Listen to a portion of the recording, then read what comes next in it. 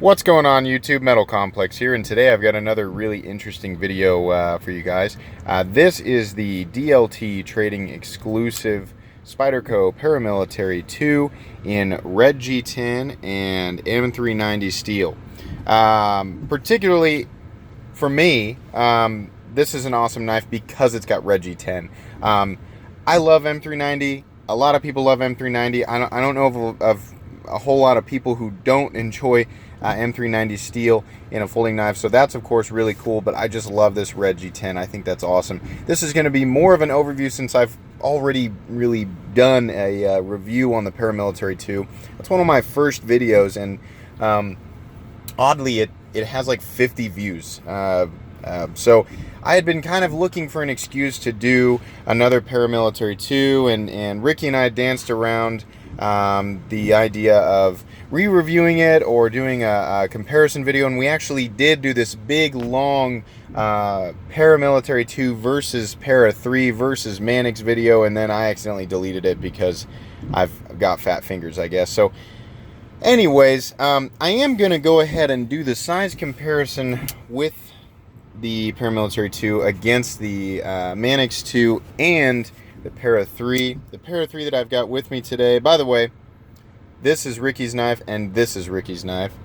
Ricky does a great job of submitting really cool Spydercos to this channel, so I'm very appreciative of that.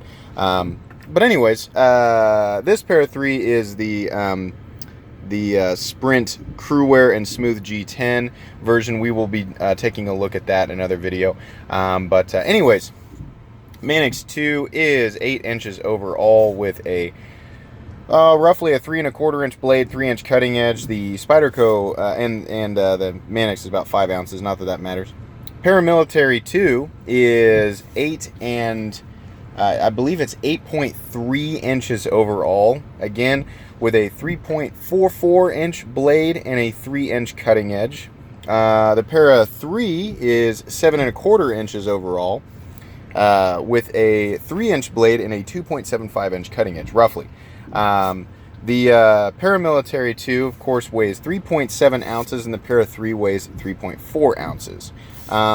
So that's for anybody who's really interested. I know that when I did my M4 Para 3, I kind of compared it with the Paramilitary 2, and if you want to hear me go in depth about that, then you can certainly go check out that video. I really just want to focus on this red Paramilitary 2 today, which I think is super cool. This particular one is very drop shutty. Wow, super drop shutty, to the point where I'm actually having trouble timing the, there we go, connection there. It was also perfectly centered and just beautiful all the way around. It's got some lint on it, but everything is truly perfect. So this was a drop that I missed, and I'm kind of bummed out that I missed because I would love to own it. If you remember that video, the only qualm I have with the Paramilitary 2 is that for being a knife that's 8.3 inches, maybe 8.5 inches overall, you have this super functional blade and this fantastic thumb position up here, fantastic forward choil position, but you have this big, meaty, ridiculous handle to the point, it just has, you have so much left over. Even when you're holding it back here, it seems like there's just so much handle. And I mean, don't get me wrong, I love the Paramilitary 2. I think these are amazing knives. Just about the most easy to manipulate folding knives on planet Earth. You really don't have to know anything about folding knives to be able to pick this up and manipulate that lock. They're truly incredible, and that's why they're so popular.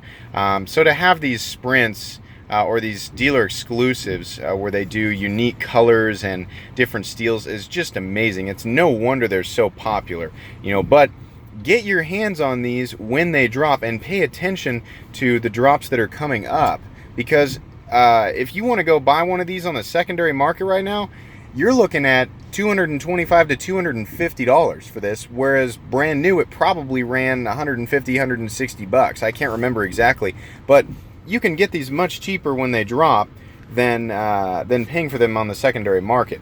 So anyways, they're definitely worth it. But this is just a beautiful piece all the way around. And you know what? Even if you're not a collector, you know, this would make an excellent user. I mean, oh my gosh, the base form of the Paramilitary 2 is, of course, just S30V and black G10. But it's kind of fun. I mean, for me, it's kind of fun to, you know, get a special version of a knife and use it. And only recently have I actually tiptoed into that.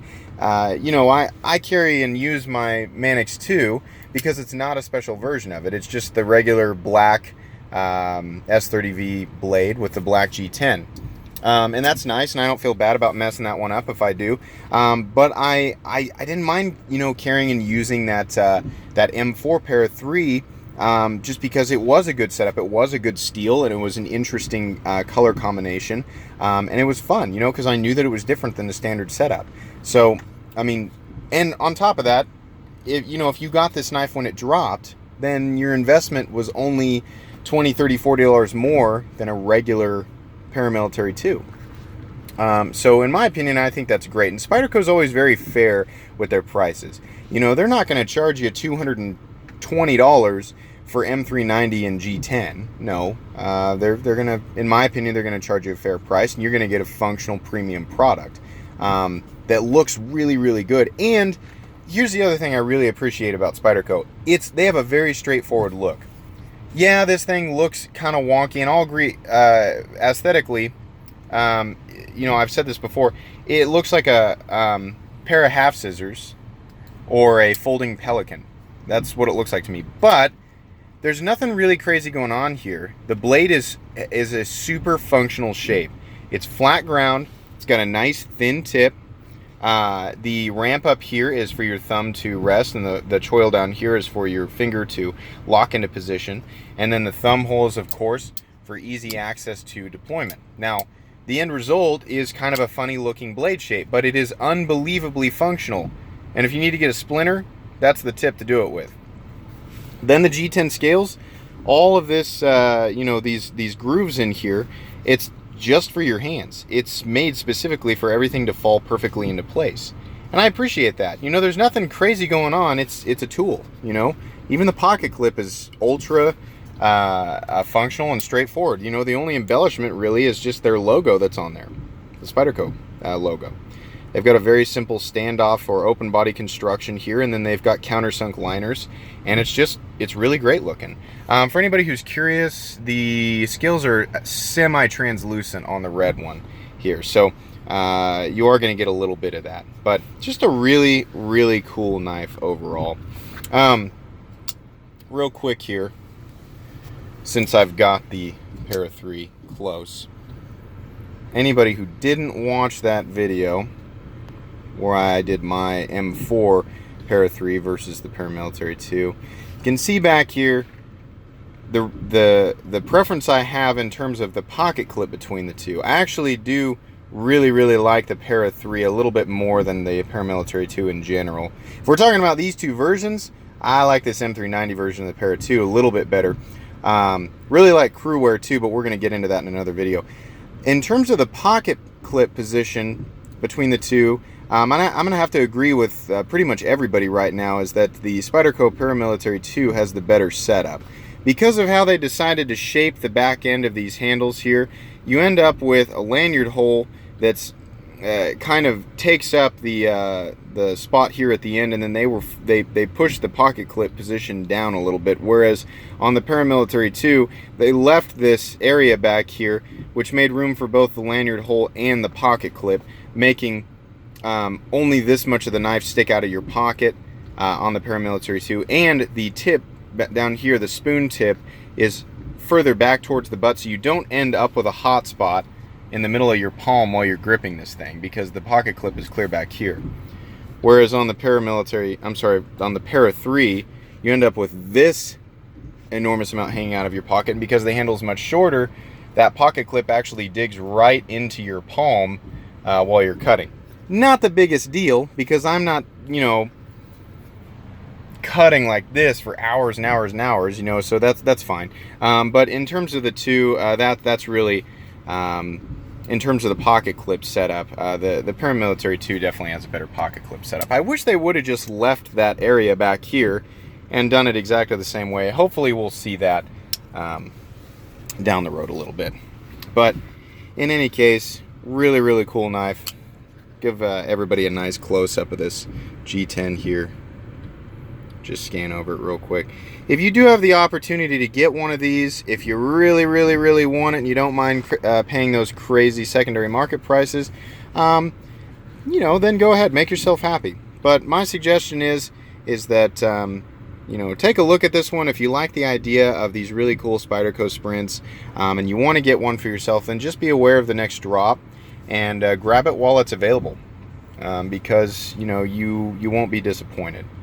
Really, really cool stuff. Anyways, hope you guys enjoyed the video today. If you did, please leave a like, and if you'd like to check out my other content, then I do of course have lots of videos of knives that are either expensive or inexpensive that I do or don't like, so check those out. And if you enjoy all my content, then please subscribe to my channel, because there's definitely more coming. Thanks for watching and have a great day.